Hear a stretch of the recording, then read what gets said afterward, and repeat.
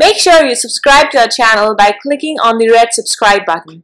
And to never miss another lecture from Miracle, hit the bell icon to get regular updates on English literature.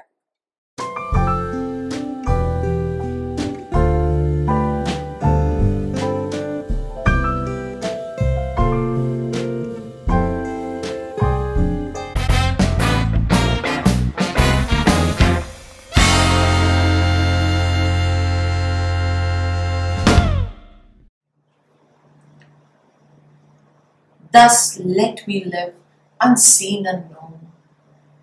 Thus unlimited let me die. Steal from this world and not a stone tell where I lie. Hello and welcome to Miracle English Language and Literature Institute. I'm Professor Abha Sharma and I'm going to take up Alexander Pope's very famous ode to Solitude. The Ode to Solitude was perhaps written when Pope was only 12 years of age. He belonged to the Augustan age of the neoclassical era. He is the same writer who wrote Rape of the Lock in 5 cantos. Very, very famous and interesting. I will be doing this too in my poetry section. So this poem, Ode to Solitude, was written somewhere around 1700. And it doesn't have much of context with the poet because he was so young at that time. In this ode, the poet wants to tell us that how one feels when in solitude. Many a times people, they want it. They do desire solitude to have peace of mind and soul. It is a luxury which is often enjoyed. Solitude is the time when one becomes very creative. So in a way he's trying to escape the hustle bustle of life, the hobnob of the society which is very chaotic and often disturbs a man. So he just wants to escape from this life and go somewhere where he is relaxed and peaceful. He says that happy the man whose wish and care a few parental acres bound, content to breathe his native air in his own ground. So he says he wants to go to his native land, to the countryside, where he has some acres of land, where he can stay at peace without any botheration of earning or doing things which he doesn't like from his heart. Whose herds with milk, whose fields with bread, whose flocks supply him with attire, whose trees in summer yield him shade and in winter fire.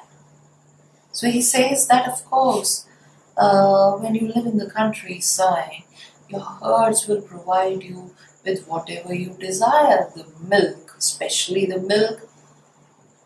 And of course the fields will give you the grain which will supply him enough of food for the whole year. And then the sheep, the herds, which will give him the wool. And by the exchange of wool he can get the other important things of life. And the trees of course will give him the shade. In winter fire means he can, the trees, the wood will keep him cozy and warm in winters. So he doesn't need any external entity to help him out. He doesn't need any of the technological thing which is often required in the city. His things in the countryside will take care of him. Next stanza. Blessed who can unconcernedly find hours, days, and years slide soft away. In health of body, peace of mind, quiet by the day. He says the person is very lucky, very blessed when he can find his peaceful days in his own home near the countryside. His hours, days and years slide away without giving him much of tension, botheration or any occupation which he doesn't like. He says that he's happy, healthy, whose mind is at peace, and the days they slide easily without any tension. And then in the next he says, sound sleep by night, study and ease, together mixed, sweet recreation and innocence, which most do please with meditation. And the nights are also as easy as the days without tensions, because he's making a contrast between the day and night and the days of the city life and the countryside. The nights of the city life and the countryside. There is a vast difference, because when we live in the countryside, we are relaxed. There is not much to do. There is no competition. The things are yours.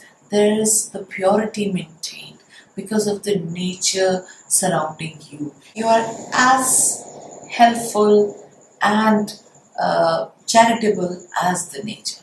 But when you live in the city side, there is so much competition, there is so much chaos, there is a neck-to-neck fight with the peers, and there is scarcity of so many things which are important to live. So he says that he just doesn't want to stay, he just wants to run away to the life of peace. Last stanza is quite pathetic.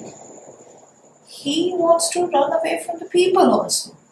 He says that he should not be seen living here at all. Nobody should know that he's here and what kind of life he's living. No stone should declare him dead, should tell him who he was. That means there should be no stone carved on his grave.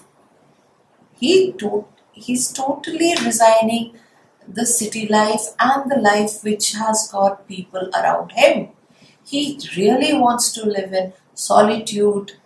He wants to be lonely. He wants to be away. Something is bothering him. Although at such a tender age he wrote this poem, but then just see the psychology of a 12-year-old boy who's writing all this. Maybe he's written because of too much of reading. Because whole of his life, Pope has lived surrounded with people, with people who appreciated him, and he came from the aristocratic family, although he was very invalid. But still, when you read his Rape of the Lock, that is so different than this ode to Solitude. That describes the aristocratic life, and it gives you the picture of the 18th century. But this is very different. This is what a person may desire from inside. He wants to be all alone. He wants to be all by himself. He doesn't want anybody to come and help him. He doesn't want to talk to anyone. He doesn't want to share his emotions with anyone. He just wants to stay away from the natural society life. So this is a short sonnet. Of course, it has a rhyme scheme. But then, the style is very simple. It doesn't have that kind of poetic diction which the neoclassics usually used. It is so different than Rape of the Lock in language also. This could easily be understood by anyone. So, a nice poem to meditate on, the nice thought of solitude provided to the readers, and when you read it, you really feel relaxed and you are fulfilled by whatever you get near the countryside. So if you like my effort, please like, comment, share and subscribe. Also explore the website www.miraclewebstore.com and do not forget to press the bell icon, for this will only give you update you whenever we put a new video. So till my next poem, take care. Thank you so much.